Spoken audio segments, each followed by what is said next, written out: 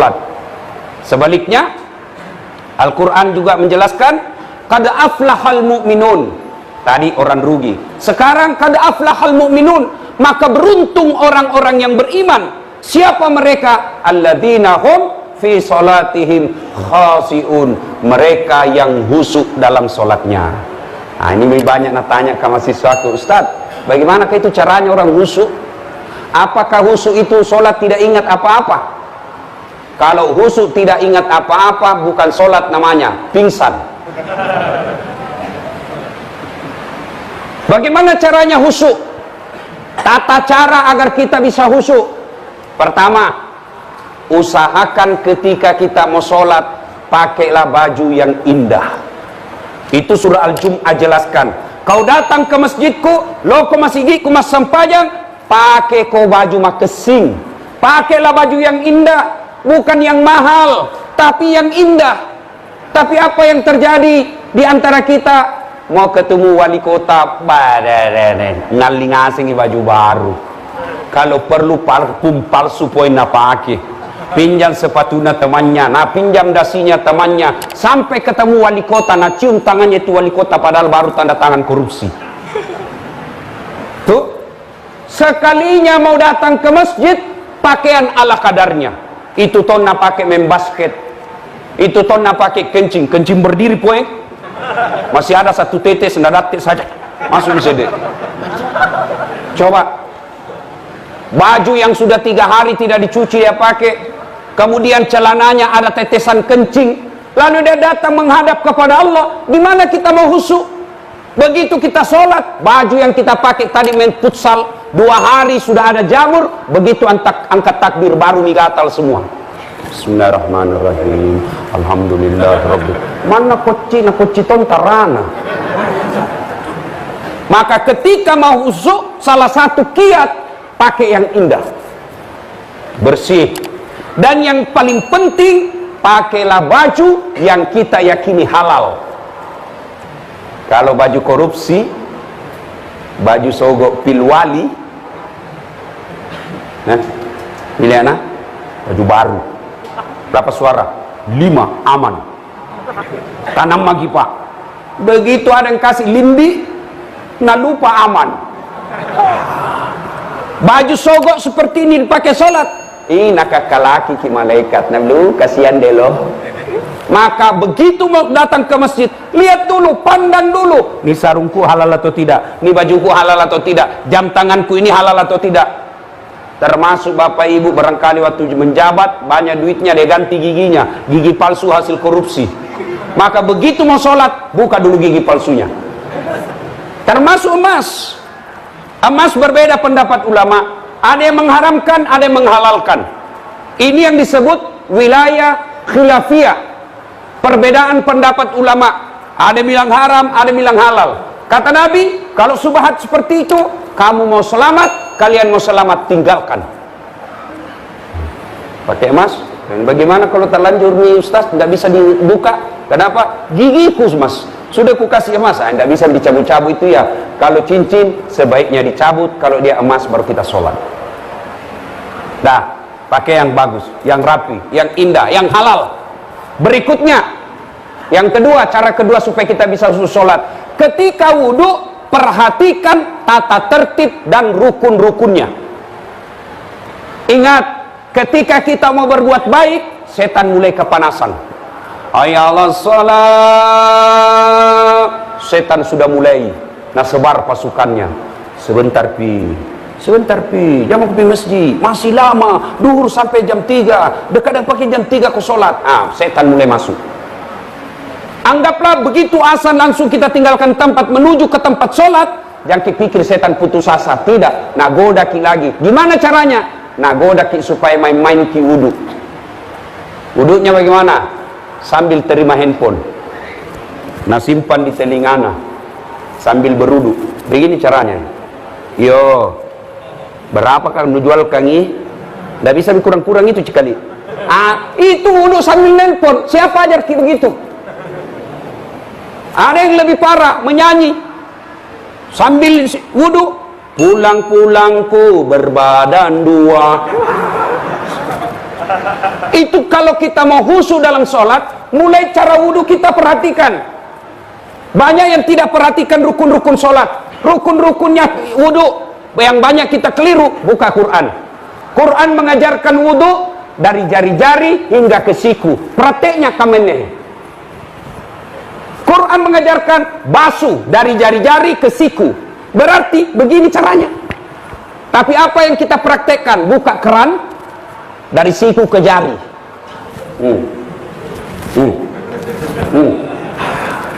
Sah tidak? Sah, tapi tidak sesuai yang diajarkan Nabi. Kalau dia wudhu dari siku ke jari, ya nilainya kira-kira 7. Kalau dia dari jari ke siku, nilainya 9. Maka sempurnakan wudhu. Ada yang lebih parah lagi, wudhu sambil cerita. Ada lagi yang lebih parah, tertibnya itu wudhu, kanan dulu selesaikan, baru kiri lagi. Tidak usah pindah lagi ke kanan. Kalau kanan, kanan kiri, itu bukan tertib. Salah satu rukun wudhu ada yang disebut tertib. Apa itu? Mendahulukan yang dahulu, membelakangkan yang belakang. Ada lagi yang parah, wudhu. Ini anak muda sekarang, canggih. Sekarang Pak, leleng kulihat rambut anak muda. Dulu waktu ku kecil, Arton dicukur bandang-bandang, istilahku dulu di kampung. Itu yang kayak bandang saja di sini. Sekarang ada gotnya. Cukur itu anak muda ada gotnya di sini. Nabi kingangi bendrang. Gimana itu? Sudah mina kasih. Apa itu namanya? Nabi bilang anak muda? Pomade. Kita dulu minyak rambut di tanco. 2 jari diambil. Begitu kita upacara keluar semua keringat di sini jatuh-jatuh. Dulu zaman kecilku sedulu. Sekarang apakah itu pamode, apakah namanya itu? Biar nak kena angin tak goyang-goyang. Tapi sudah mendapat. Begitu mau sholat, nah pikir deh, ini tadi di salung ini 30.000. Mau wudhu, airnya apa? Wudhunya ndak nak kasih basah rambutnya, nak kasih begini saja. Dongo. Ntar kau belajar dulu. Nah, saya sekali rambutnya. Itu setan itu, Nabi siki. Hati-hati kok. Rusak patekmu, rusak. Lebih cocok itu bos, wudhu begini daripada itu begini. Kenapa? Ini bukan rambut. Quran mengajarkan membasuh sebagian rambut. Jadi kalau mau khusyuk sholat, mulai dari wudhu. Perhatikan memang. Apalagi banyak kekeliruan kita, basuh kaki. Begini caranya basuh kakinya. Anak muda milenial. La ilaha illallah. Perbaiki. Yang disunahkan, jari-jari tangan masuk ke jari-jari kaki. Tapi kita ambil praktisnya. Wajar, puluhan tahun kita sholat, tapi sholat itu tidak membawa berkah dalam kehidupan kita. Sudah, anggapi bagus sudut tak? Ya? Sudah wudhu, mulai kita sholat. Nah, ketika sholat, untuk bisa khusyuk, ini mata jangan seperti mata pencuri. Kan itu badai kamu paboya. Allahu Akbar.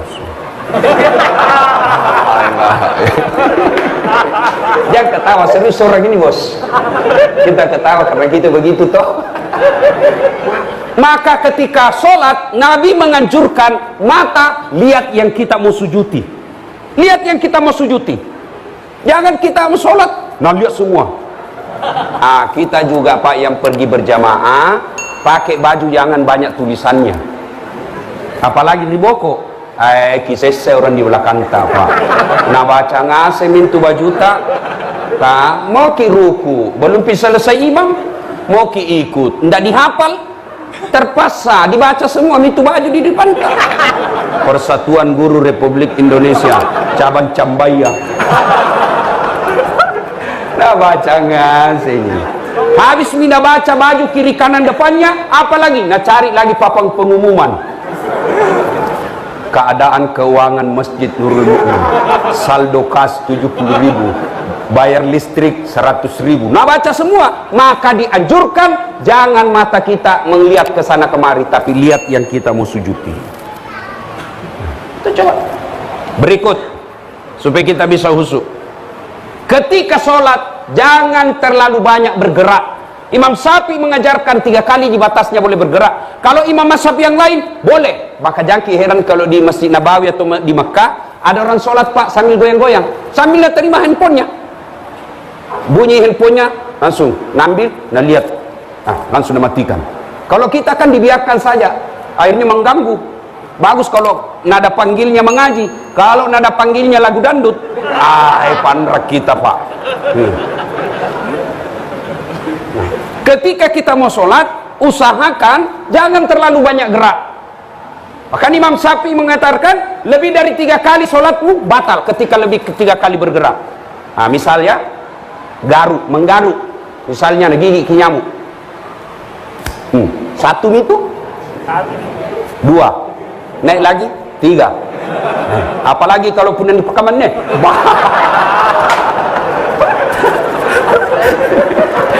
Nah, coba bayangkan apa yang terjadi. Bagaimana kita mau khusyuk sholat? Tangan kita semuanya bergerak. Bismillahirrahmanirrahim. Nah, ciniki poin joy. Nggak gerak tangannya, tapi kakinya saya kasih goyang. Ada juga yang sholat kayak kena angin sepoi-sepoi.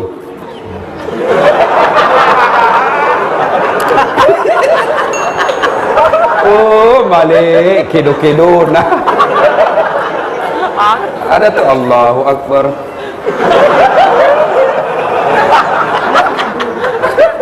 Siapa ajar ki sholat seperti itu?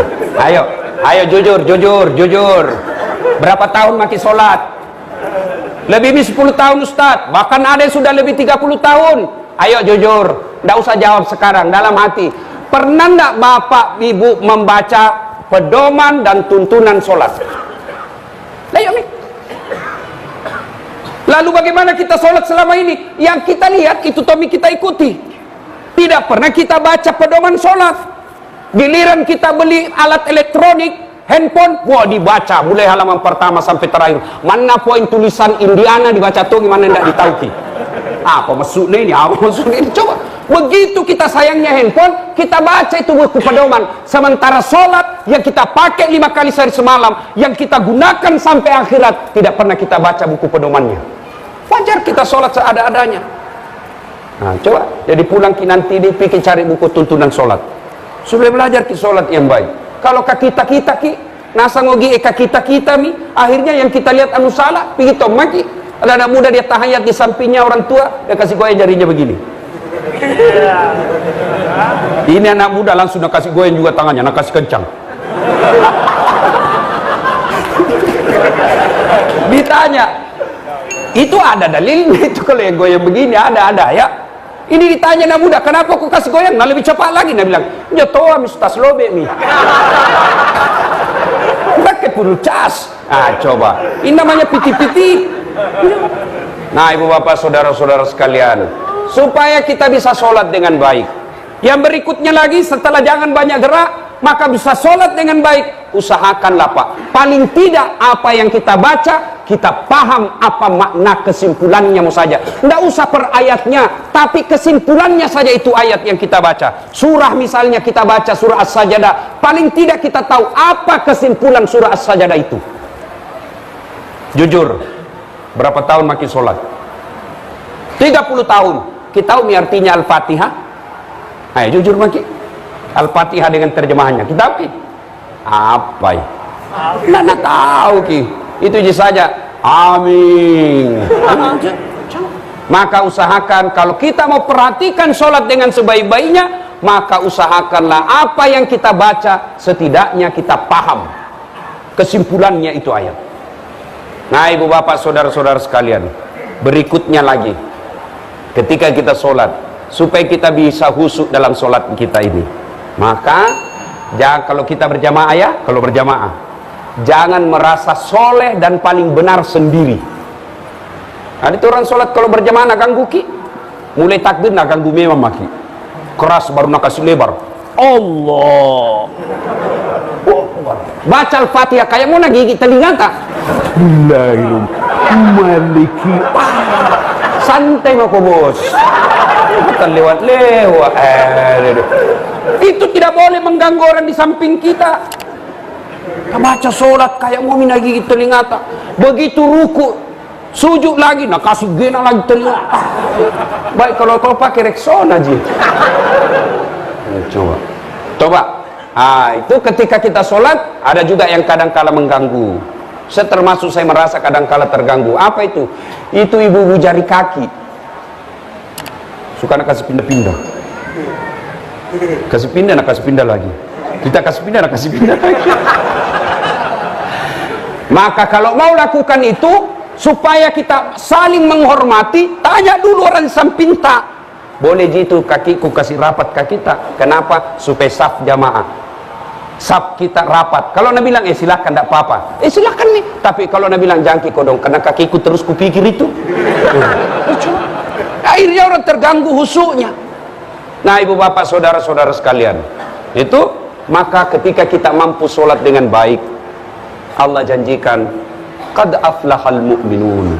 Maka beruntunglah orang-orang yang khusyuk, orang mukmin, yaitu mereka yang khusyuk dalam sholatnya. Nah, sebaliknya, celaka mereka yang tidak bagus sholatnya, yang main-main dalam sholatnya. Mana yang dimaksud main-main dalam sholatnya? Seperti yang saya jelaskan tadi. Supaya bisa khusyuk, lakukan apa yang kita ketahui hari ini. Lalu yang paling penting, selesai maki, sudah berusaha maksimal, sudah bagus cara kita, tata caranya sudah baik, kita lihat rukun-rukunnya. Alhamdulillah saya ingat, ada rukun yang sering kita tinggalkan dalam sholat. Apa itu? Tumak-nina. Apa itu tumak-nina? Bahasa Bugisnya maki nyawa-nyawa, bahasa Indonesianya istirahat sejenak. Kapan dipakainya? Ketika ruku, iktidal, sujud, kemudian naik, duduk di antara dua sujud. Mana itu prakteknya Ustaz? Contoh, Allahu Akbar, ruku, baca doa ruku 3 kali, jangan langsung naik, tapi istirahat sejenak, ambil napas 1-2 kali, Subhana Rabbil Azim wa bihamdihi 3 kali, baru napas, Sami Allahu liman hamidah. Ya, subhanallah liman hamidah. Ini namanya solat Valentino Rossi. Si bala masya Allah. Lalu yang parah lagi apa? Iktidal. Sami Allahu liman hamidah. Naik, Rabbana lakal hamd. Turun, istirahat sejenak, Rabbana lakal hamd. Ya, Sami Allahu liman hamidah. Turun, Rabbana lakal hamd. Itu namanya tumak-nina. Kalau kita praktek apa? Sami Allahu.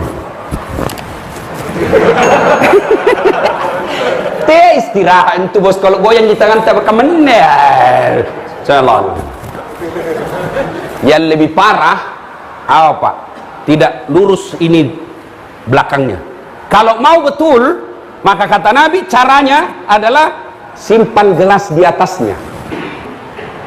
Kalau dia sudah air yang ada atau gelas di atas itu tidak jatuh, itu sudah sempurna rukunya.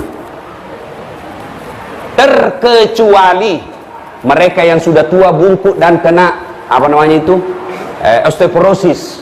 Nah, yang tua-tua ya kudu yang sudah pensiun 70 tahun. Sami Allah. Itu dimaklumi, katua mi. Dimaklumi. Ya, darurat namanya. Tapi kalau kita yang masih muda, perbaikilah. Bapak, ibu, saudara-saudara sekalian, perhatikan sholat dengan sebaik-baiknya, perhatikan gerakannya, insya Allah sehat kita. Sehat orang yang baik sholatnya. Saya ini sering praktek. Biasa dalam sehari tak 4, tak 5, bahkan pernah saya sehari 13 kali ceramah. 1 kali 1 jam, berarti 13 jam berdiri. Itu obatnya Pak, tidak perlu refleksi. Caranya perbaiki ruku, baku tarik-tarik itu saraf naik ke atas, insya Allah. Begitu juga kalau demam-demam sedikit, ruku, sujud, perbaiki sujudnya, insya Allah itu obat. Niatkan sambil sholat, mudah-mudahan Allah berikan kesehatan. Anggaplah sudah diperbaiki semua tata caranya, lalu selesai sholat, Assalamualaikum warahmatullahi. Assalamualaikum warahmatullah. Misal begini, ini hanya tradisi, tidak kewajiban dan tidak sunnah. Kenapa nah ini Ustaz? Kayak itu tonseng enak dirasa. Assalamualaikum warahmatullah. Masa kita begini, Assalamualaikum warahmatullahi wabarakatuh. Kan tidak nyambung sekali. Kenapa istighfar Ustaz? Kenapa istighfar orang selesai sholat? Ada dua maknanya. Satu, kita istighfar kenapa? Nikmat yang Allah berikan kita, nikmat yang Allah kasih kepada kita ini tidak bisa dibayar dengan sholat. Pernah dengar kisahnya umatnya Sulaiman alaihissalam 350 tahun beribadah, 350 tahun ibadah, tidur makan ibadah, tidur makan ibadah, meninggal. Pada saat meninggal Allah sampaikan kepada dia, masuklah engkau surga karena rahmatku, tamana surga nasabab pamaseku, kasih sayangku. Ini orang yang banyak amalnya 350 tahun komplain, saya tidak mau ya Allah, saya tidak mau masuk surga karena pamasemu, nikmat rahmatmu, saya tidak mau. Saya masuk surga karena amalku 350 tahun. Wajar saya masuk. Kenapa? Banyak amalku 350 tahun. Allah berfirman, baik, kau hitung-hitung rupanya di. Baiklah kita baku hitung kalau begitu. Siap-siap kok kita hitung. Jibril, ambil kau kalkulator. Rekening nih, pasang ke kedomu. Akhirnya apa? Allah perintah, ambil matanya satu, keluarkan biji matanya sebelah kanan, timbang amalnya 350 tahun dengan satu biji mata. Timbang punya timbang, apa yang terjadi? Lebih berat satu biji mata daripada amalnya 350 tahun. Saya bilang, Tuhan, kalau basata kita di Makassar, apa kok? Si mau kok? Kok kira bisa kau ibadah kalau ku kasih picok kok? Kok kira bisa kau beribadah apa kalau ku kasih gigi kau kasih sakit gigimu? Kok kira kau bisa beribadah dengan baik kau kasih mencret kok? Bayangkan kalau mencret 2 bulan pak, repot nah itu deh. Pas mau bicara langsung mau keluar, susah itu. Itu nikmat Allah. Yang kita lagi merasa kita orang miskin, yang kita lagi merasa tidak ada nikmat yang Allah berikan. Nikmat Allah luar biasa banyaknya, sederhana sekali. Selalu saya kasih contoh. Ini pecinta bola semua kuliah ini. Sebentar lagi Piala Dunia. Toh? Paling repot nanti kalau masuk Ramadan Piala Dunia, begitu pertandingan, adu penalti, azan subuh. Mana yang dipilih ini pak? Adu penalti, azan subuh. Pergi ki sembayang, tinggal di penalti, tidak dilihat ki. Nonton ki penalti, lewat sembayang subuh. Deh temanku ambil di jalur pintas. Apa? Nah ambil sajadahnya sembayang depan televisi. Lebih hancur lagi. Bapak saudara-saudara sekalian. Nah, berapa biaya transfernya itu Lionel Messi? Berapa biaya transfernya itu pemain-pemain bola internasional? Luar biasa. Ada yang sampai 1 triliun. Masya Allah, 1 triliun pak. Pernah maki lihat uang 1 triliun? Pernah maki? Tidak pernah. Dia sama aja. 1 triliun biaya transfernya. Tapi demi Allah, semua pemain bola yang jago-jago itu tidak mungkin dia bisa jago main bola kalau Allah kasih lututnya tidak bisa bengkok. Apa? Dia bisa main bola. Messi, Kakak, apalagi tuh yang Iniesta yang sudah pindah dari Barcelona. Bukan apa, baca bos.